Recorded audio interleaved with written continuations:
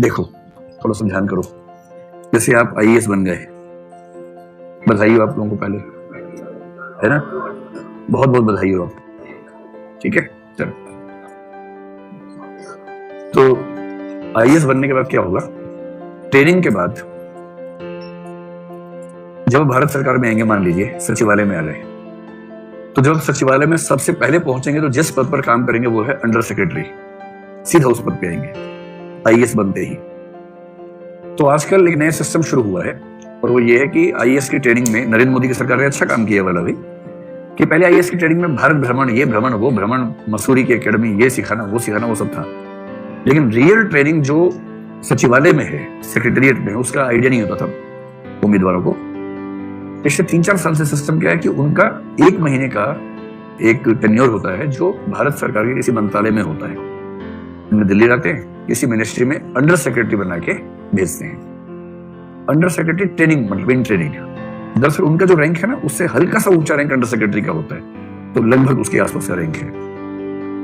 तो under secretary के बाद जब व्यक्ति थोड़ा और सीनियर हो जाएगा तो ये बन जाएगा डिप्टी सेक्रेटरी। मोटी मोटी बात ध्यान रख लीजिए, अगर आईएएस की सर्विस हुई है 4 साल की तो क्या बनेगा? Under secretary. अगर हुई है 9 साल की सर्विस तो क्या बनेगा? Deputy secretary. अगर हो गई है 14 साल की सर्विस तो क्या बनेगा? नहीं, तो बनेगा डायरेक्टर सचिवालय में। अगर सर्विस हो गई 18 साल की तो बनेगा ज्वाइंट सेक्रेटरी। ज्वाइंट सेक्रेटरी बहुत बड़ी तोप है, तो इतनी बड़ी तोप है, मैं आपको समझाता हूं कितनी बड़ी तोप है। और यदि उसकी सर्विस हो गई 22 साल की तो बनेगा एडिशनल सेक्रेटरी। नोट कर लो पढ़ा, 4, 9, 14, 18, 22, 25। और अगर हो गई सर्विस 25 साल की तो बनेगा सेक्रेटरी। ये है आईएएस के जीवन का सारा नक्शा। तो मैं पूछूंगा, जोर जोर से बोल के बताना, 4 साल में क्या? अंडर सेक्रेटरी, यानी कि हिंदी में अवर सचिव।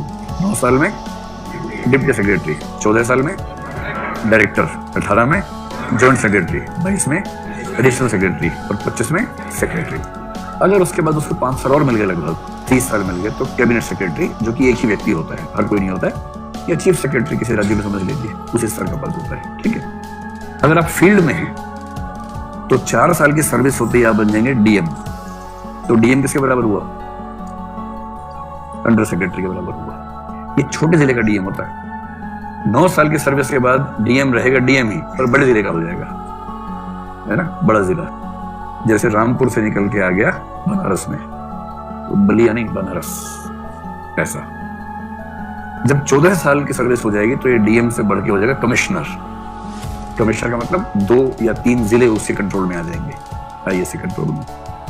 और इसके बाद तो सचिवालय जाना ही पड़ता है, फिर कोई चारा नहीं बचता है। 18 साल की सर्विस के बाद आईएएस को जिला उसके कद से छोटा हो जाता है, फिर 1 जिला, 3 जिले नहीं, फिर पूरा राज्य संभालना है, फिर पूरा देश संभालना है, और उसके लिए सचिवालय ही जाना पड़ता है।